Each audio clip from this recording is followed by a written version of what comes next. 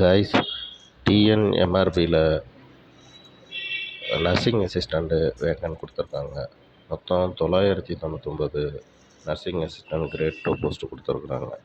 இதோட starting date பார்த்தீங்கன்னா 19/1/26 last date 8/2/2026. இது ஆன்லைனில் மட்டும்தான் அப்ளை பண்ண முடியும். இதில் குவாலிஃபிகேஷன் என்னென்னு பார்த்தீங்கன்னா 10th முடிச்சுட்டு நர்சிங் அசிஸ்டண்ட்டு கோர்ஸ் படித்து முடிச்சிருக்கணும்.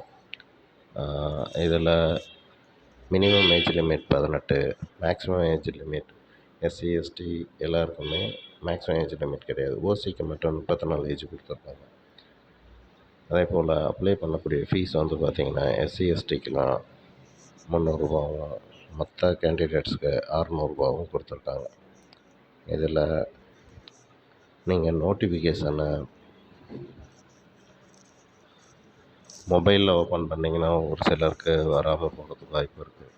இல்லை அதனால் லேப்டாப் சிஸ்டம் அந்த மாதிரிலாம் நோட்டிஃபிகேஷன் ஓப்பன் பண்ணிக்கோங்க.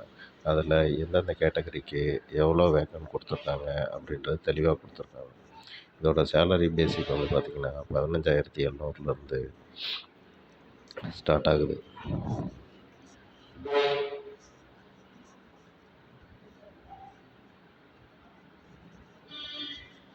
இதில் கீழே ஏஜ் லிமிட் கொடுத்துருக்காங்க. மினிமம் 18, மற்ற எல்லாத்துக்குமே இன்னும் ஏஜ் லிமிட்டு. குவாலிஃபிகேஷன் வந்து நர்சிங் அசிஸ்டண்ட் கோர்ஸ் முடிச்சிருக்கணும், 10th பாஸ் பண்ணியிருக்கணும். அதுதான் மெயினான அது. எக்ஸ்பீரியன்ஸ் இருக்கிறவங்களுக்கு கொஞ்சம் ஒரு அட்வான்டேஜ் இருக்குது.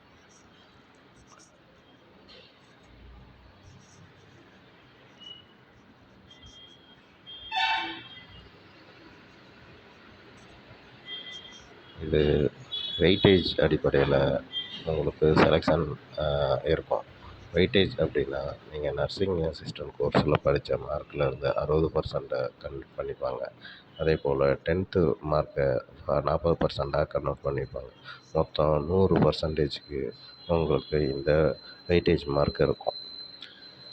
இதில் வர மெரிட் லிஸ்ட் பிரகாரமாக உங்களுக்கு செலெக்ஷன் லிஸ்ட்டு இருக்கும். இதில் ஃபோட்டோ வித் சைனோட இருக்கணும். இதுக்கு செல் நம்பரு, அப்புறம் இமெயில் ஐடி ரொம்பவே மஸ்ட்டு.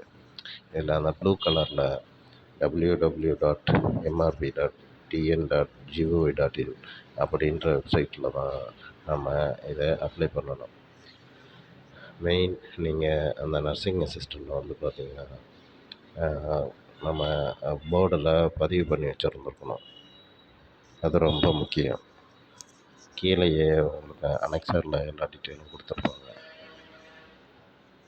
அதை ஃபாலோ பண்ணி நீட்டாக அப்ளை பண்ணிக்கோங்க.